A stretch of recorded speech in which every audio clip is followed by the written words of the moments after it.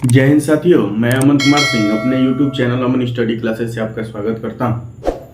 और ये बताते हुए मुझे बहुत खुशी हो रही है कि आपके प्रयास से, मेरे मेहनत से, अर्थात हमारी टीम ने 1K की टीम खड़ी कर दी है। माने हमारे यहाँ सब्सक्राइबर कितने हो गए, 1K हो गए हैं। इसके लिए मैं तो पहले धन्यवाद बोलता हूँ कि हम लोग कितने कंप्लीट कर लिए। तो हमने कंप्लीट कर लिया 1K, ठीक, ये हो गया कंप्लीट। अब टारगेट जो है, दूसरे तरफ टारगेट की तरफ चलना है, जो इतने घंटे 4000 आवर्स चाहिए, ठीक, उसके तरफ चलना है। ठीक है, तो हम लोग चलेंगे, घबराना नहीं है, अपना चलता रहेगा क्लास। हम लोग इसके लिए नहीं जी रहे हैं कि हाँ यही होगा तो होगा। हम लोग को पढ़ना है। जब पढ़ेंगे, ज्ञान मिलेगा, तो खुद ही आदमी महान बनेगा। ठीक है, जिसको लक्ष्य को लेकर मैंने शुरू किया वो पूरा करूंगा मैं। अब थोड़ा सा ये रहता है कि टीम जो साथ देती है तो अच्छा लगता है, साथ नहीं देती है तो थोड़ा बुरा लगता है। कल का क्लास मैंने बाद में देखा, लोगों को क्लास में बहुत संख्या कम थी।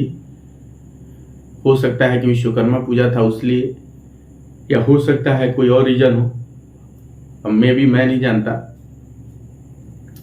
लेकिन कोई बात नहीं, घबराना नहीं है, क्लास चलेगा और क्लास चलता रहेगा। ठीक है, अब आज हम लोग का है छंद।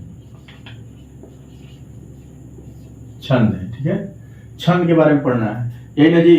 तो छंद के बारे में पढ़ना है, तो भाई छंद पहले क्या है इसके बारे में जानना होगा। ठीक है, तो छंद क्या है भैया, कि जब वर्णों की संख्या, जब वर्णों की संख्या, जब वर्णों की संख्या क्रम, वर्णों की संख्या क्रम मात्रा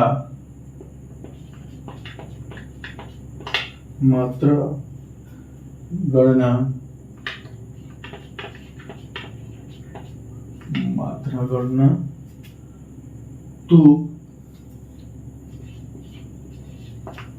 तथा यति गति, ठीक है, यति गति आदि नियमों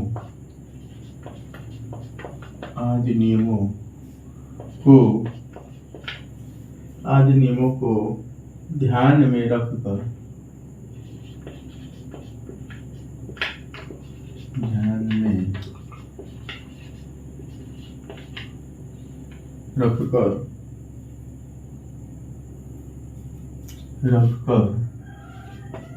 शब्द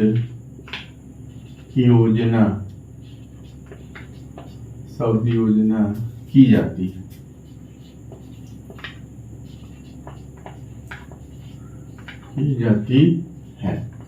शब्द योजना की जाती है, उससे छंद कहते हैं। ये आपका है, ठीक है, देख लीजिए।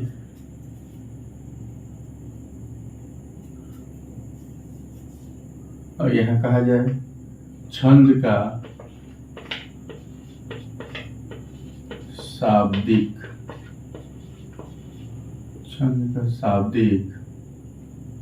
अर्थ, छंद का शाब्दिक अर्थ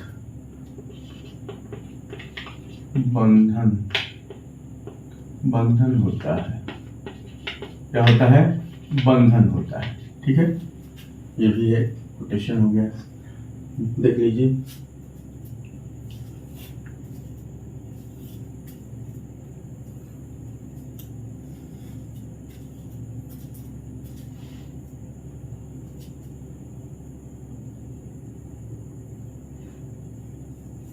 एक ये हो गया।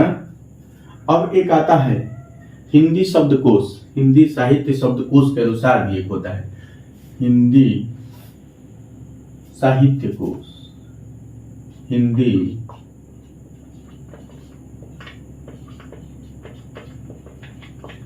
साहित्य कोश।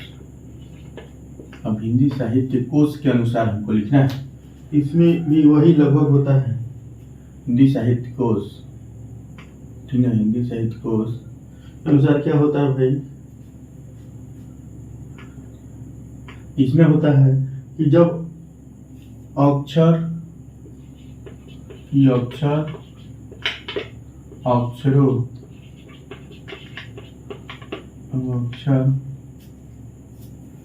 अक्षरों की संख्या, अक्षरों की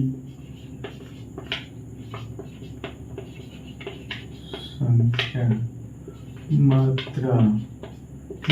मात्रा, मात्रा गणना, मात्रा होगा, मात्रा गणना होगा, मात्रा गणना तथा गति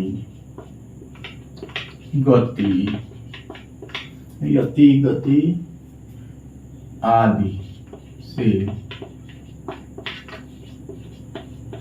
से संबंधित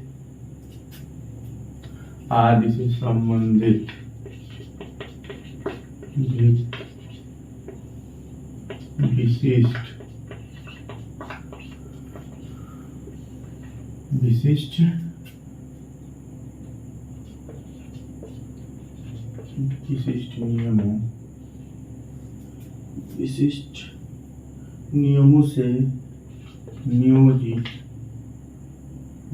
पद रचना,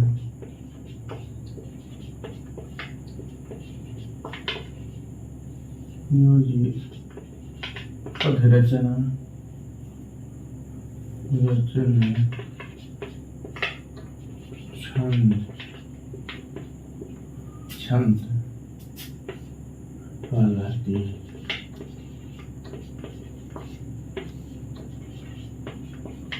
ये दो तरह से, ठीक है।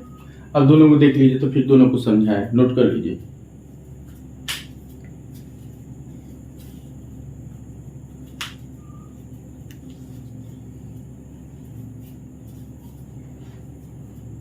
देखिए कह क्या रहा है कि छंद भाई, तो छंद होता क्या है, तो छंद को अगर इस तरह कहा जाए तो बंधन होता है, ठीक है। शाब्दिक अर्थ क्या हो गया, बंधन, मैंने लिख भी दिया है कि शाब्दिक अर्थ बंधन होता है।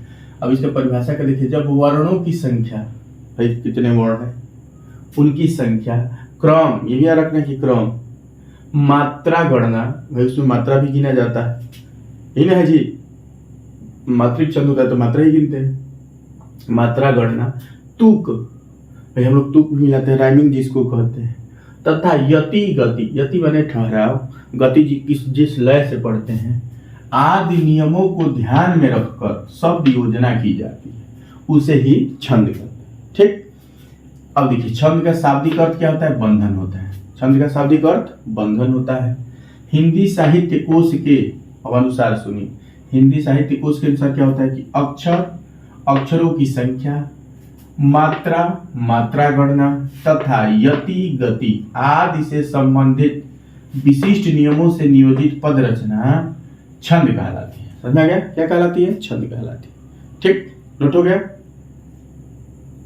चलो नोट हो गया तो अब देखिए आगे, बिठा दे।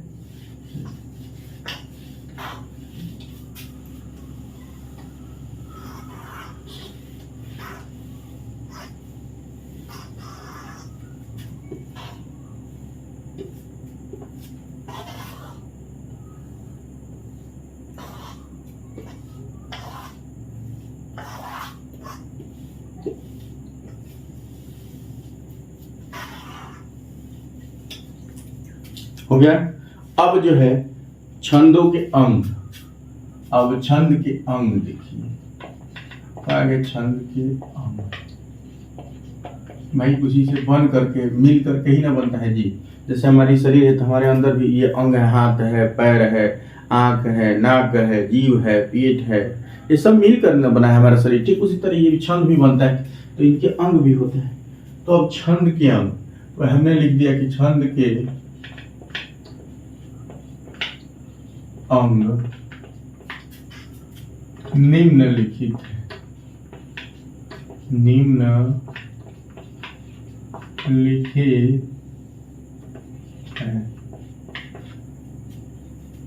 क्या है भाई पहला? तो पहला हमने हेडिंग दिया पाद, ठीक, अथवा चरण। पाद माने पैर होता है, ठीक है, अथवा चरण माने भी वही होता है, ठीक। अब देखिए इसमें क्या होता है, कह रहा है कि छंद की प्रत्येक पंक्ति को, छंद की प्रत्येक पंक्ति को पाद अथवा चरण कहते हैं, ठीक। ये हो गया चरण कहते हैं, ठीक। फिर क्या भाई, छंद की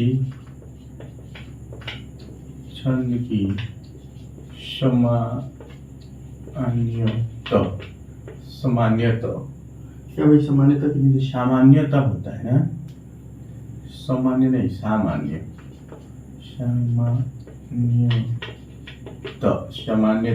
क्या भाई, सामान्यतः 4 पंक्तियां होती हैं, 4 पंक्तियां होती हैं। और 4 पंक्तियां होंगी तो 4 चरण हो जाएंगे, ठीक ना। अब चलिए यहाँ पाद अथवा चरण, पाद अथवा चरण 3 प्रकार के होते हैं, 3 प्रकार होते हैं, ठीक। कौन कौन भैया? तो पहला हो रहा है समचरण,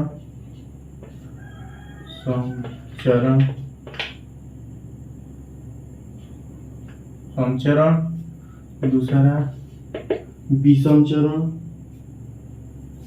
समचरण, अर्ध समचरण, इसी को तोड़ दीजिए, अर्ध समचरण, और तीसरा विषम चरण, ये, ठीक है। चलिए इतना थोड़ा नोट कर लीजिए, फिर आगे मिटा के लिखवाएं।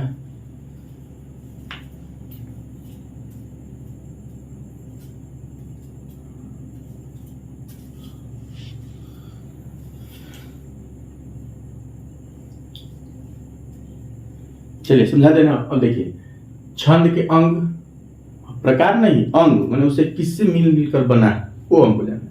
तो पहला है पाद अथवा चरण। छंद की प्रत्येक पंक्ति को पाद अथवा चरण कहते हैं। हो गया क्या भाई? प्रत्येक पंक्ति जो होती है लाइन, उसको हम या तो पाद कहते हैं अथवा चरण कहते हैं, ठीक। अब छंद की सामान्यतः 4 पंक्तियां होती हैं, माने 4 चरण होते हैं। पाद अथवा चरण, अब सुनो, ये हो गया, ये तो कोटेशन इसी में हो गया। अब सुनो, पाद अथवा चरण 3 प्रकार के होते हैं। देखो ये इसकी यहाँ तक है। अब यहाँ प्रकार कह रहा है, क्या कह रहा है कि प्रकार। भाई प्रकार कितने होते हैं? अब ये जो है, अभी तो इसके अंग में था कि ये होता क्या है, अब जो है अब इनका प्रकार सुनिए। तो ये 3 प्रकार के होते हैं। कौन? चरण, समचरण, अर्ध समचरण, विषम चरण, ठीक है, समझा गया। अब चलिए मिटाते हैं, तब इसको देखते हैं।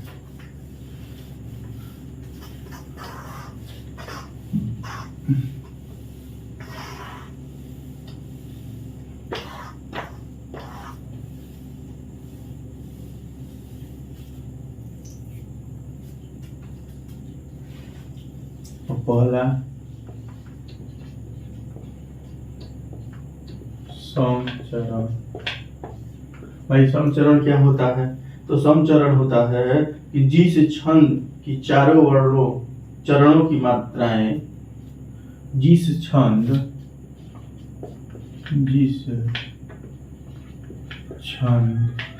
की, ठीक, जिस छंद की ठीक नहीं, के करिए तब तो वाक्य सही बनेगा। के चारों चरणों, चारों चरणों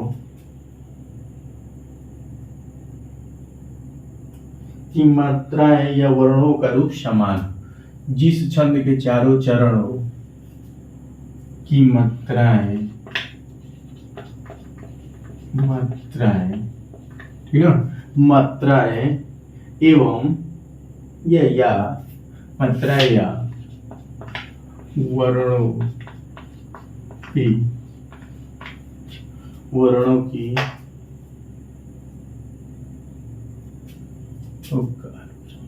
की क्या होगा, वर्णों का रूप समान हो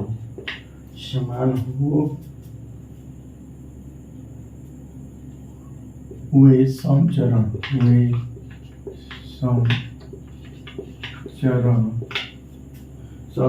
कहलाते हैं।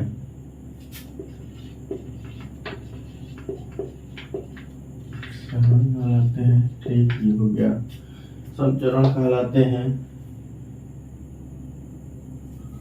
जिसमें क्या भाई, समचरण किसको कहते हैं, तो द्वितीय और चतुर्थ चरण को समचरण कहते हैं। द्वितीय और चतुर्थ को समचरण कहते हैं। ठीक है, अब इसका जैसे भी देख लिया जाए। जैसे क्या भैया, इंद्र प्रजा वज्र, इंद्र प्रजा चौपाई आदि। ठीक, दूसरे की बात किया जाए तो दूसरा क्या है, अर्ध समचरण।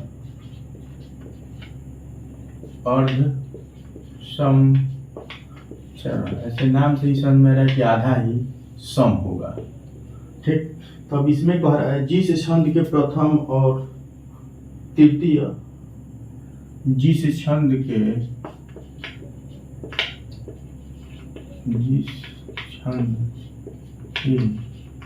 प्रथम और तृतीय तथा द्वितीय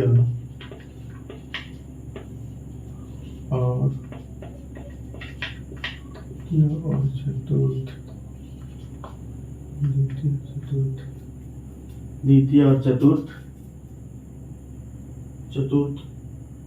पद की मात्राओं या वर्णों में समानता होती है। पद की मात्राओं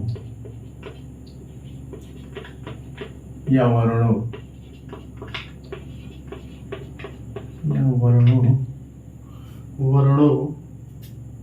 में समानता, वर्णों में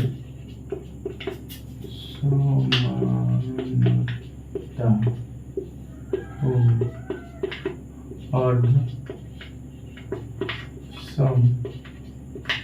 अर्ध समचरण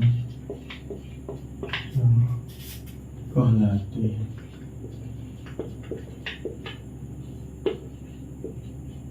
हैं।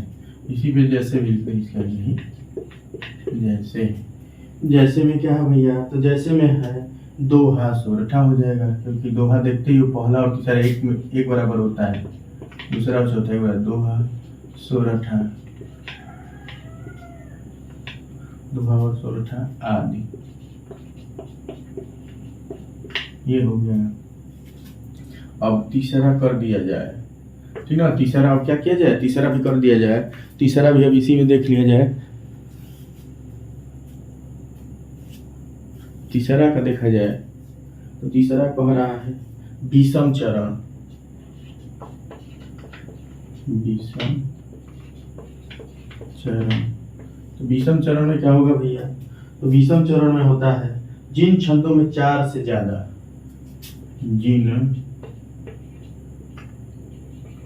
छंदों में 4 से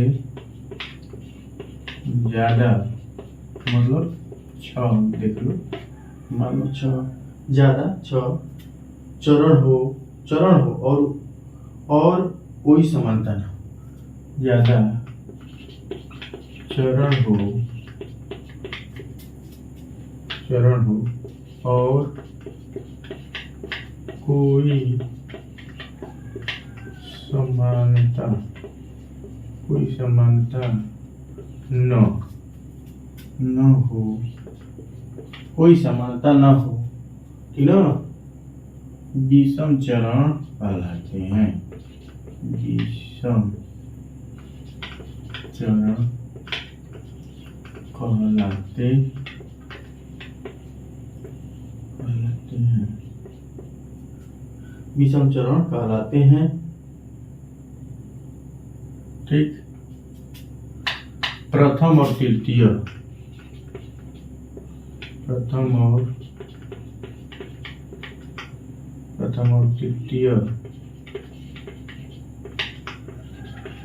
चरण को विषम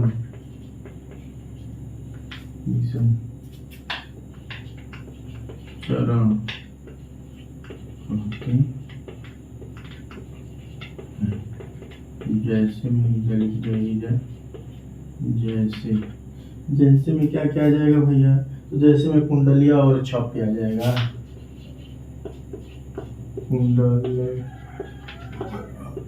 कुंडलिया और छप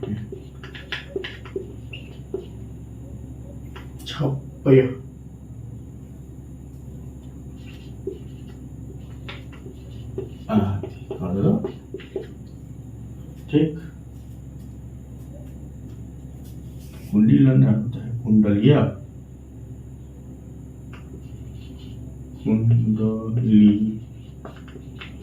ये होता है कुंडलिया। चलिए नोट करिए, फिर समझा दें।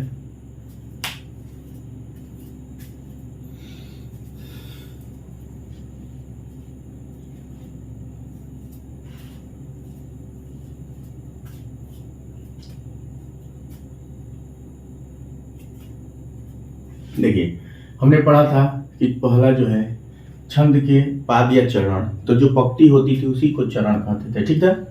अब वो जो है उसके 3 प्रकार में टूट गया, उसके 3 प्रकार हो गए, ठीक, अंग नहीं प्रकार।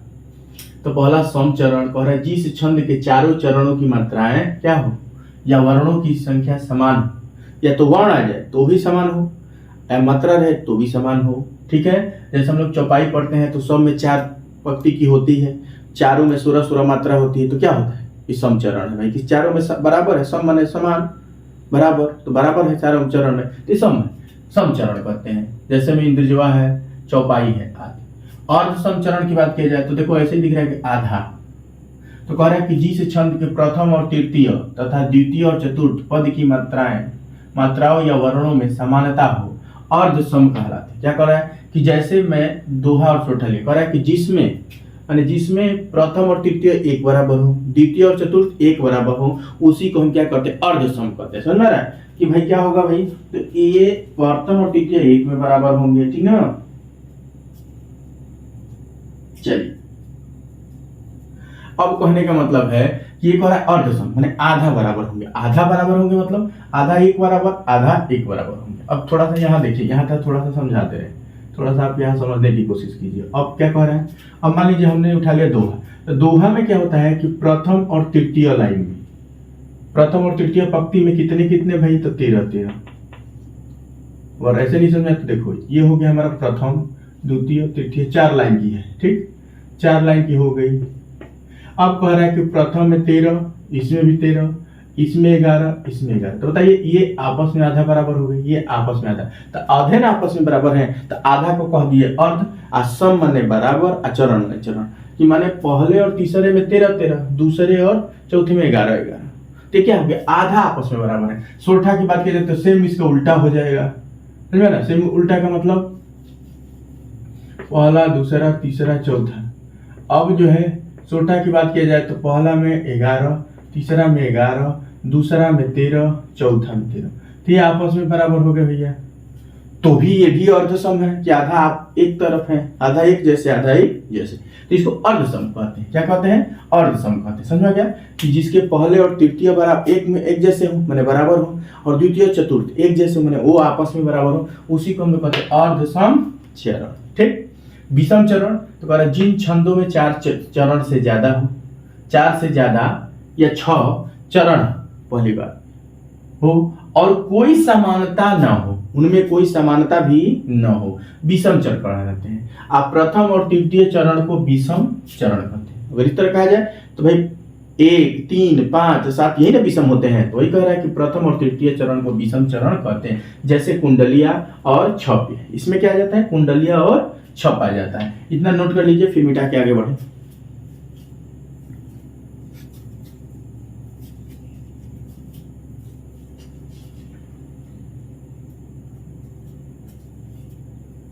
हो गया?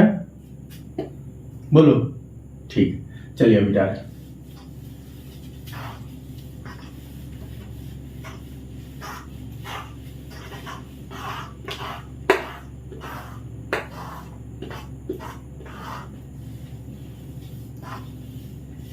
चलिए अब जो है हमने छंद का पहला अंग लिखा था चरण, अब दूसरा हम ले रहे हैं वर्ण। क्या है? वर्ण। ठीक। अब इसमें कह रहा है वे क्या भैया? वे चिन्ह,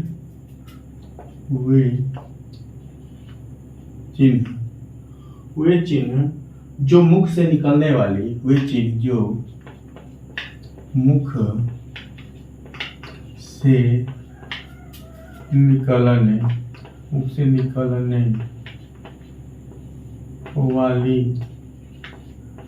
वाली ध्वनि यही ना जी, को सूचित कर, ध्वनि को सूचित मैंने बताने के लिए, सूचित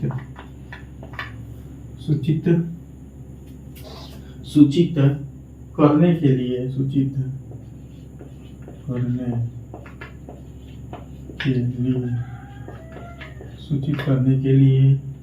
सूचित करने के लिए निश्चित किए जाते हैं। निश्चित किए जाते हैं,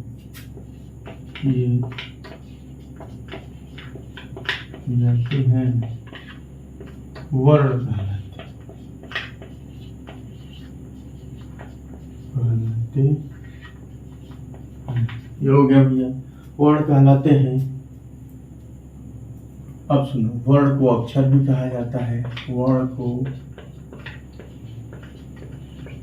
अक्षर भी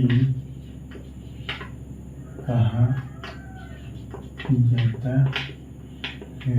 ठीक। अब सुनिए, वर्ण 2 प्रकार के होते हैं, वर्ण 2 प्रकार के होते हैं। वर्ण कितने प्रकार के होते हैं? 2 प्रकार के। कौन कौन? ह्रस्व, पहला आ गया ह्रस्व, ह्रस्व होता है। ह्रस्व को ही हम लोग क्या कहते हैं? लघु कहते हैं। लघु माने छोटा। दूसरा दीर्घ, यही होता है, दीर्घ कहिए या गुरु कहिए, दीर्घ माने गुरु। ये 2 हो गए, ये 2 होते हैं बस। ठीक है, ये 2 होते हैं।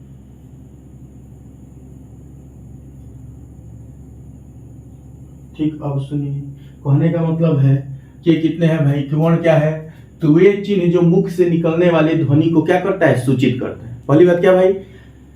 वे चिन्ह जो मुख से निकलने वाली ध्वनि को सूचित करता है, बताता है हम क्या बोले, थ, फ, च, ये क्या है? ध्वनि है, लेकिन उसको सूचित करना पड़ेगा, बताना पड़ेगा ना कि कैसा होता है। तो उसी को हम लोग क्या कहते हैं? वर्ण कहते हैं, या इसी को अक्षर भी कहा जाता है। वर्ण 2 प्रकार के होते हैं, ह्रस्व जिसको लघु कहते हैं, दीर्घ जिसको गुरु कहते हैं। समझ में आ रहा है? अब सुनिए,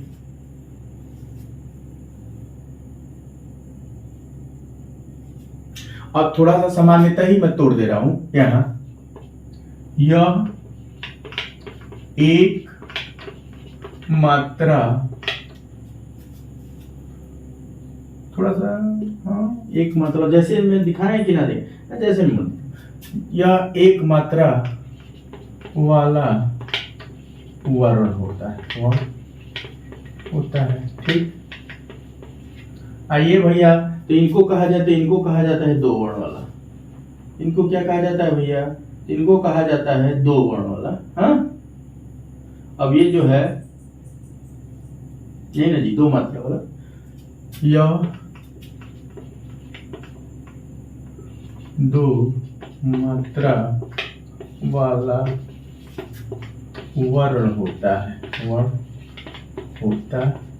सुनिए, अब हम ये तोड़ नहीं रहे हैं कि कौन कौन एक मात्रा में आता है, कौन कौन दो, क्योंकि आगे जब मात्रा टॉपिक लेंगे ना तो उसमें हम तोड़ के आराम से बढ़िया से समझा जाएगा, समझा रहा है? इसीलिए यहाँ नहीं तोड़ रहे हैं, बस ये देख लीजिए, बस इतना जान लीजिए कि ह्रस्व क्या होता है, लघु माने जो एक मात्रा वाला वर्ण होता है। ठीक, दीर्घ किसको कहते हैं? जिस जो दो मात्रा वाला होता है। अगर इसमें बात किया जाए तो अ, छोटी ई, छोटा ऊ। ठीक, अब इसमें और भी है, इसमें कहा जाए तो इसमें आ जाएगा आ, बड़ी, बड़ा, ए, ओ, औ, ऐसे आता है। तो ये क्या हो गया भाई? तो ये हो गया गुरु, माने जिसमें दो मात्रा वाला हो। ये क्या है? जिसमें एक मात्रा वाला हो। आज जो हम बोलते हैं उस ध्वनि को सूचित करने के लिए, ठीक है ना, एक निश्चित किए जाते हैं, जो बताने के लिए कि क्या रखा जाए, उसको क्या कहते हैं, उसी को ध्वनि को ही क्या कहते हैं? वर्ण कहते हैं, जो रखते हैं। ठीक ना, वर्ण दो प्रकार के, ह्रस्व, दीर्घ। चलिए नोट कर लीजिए।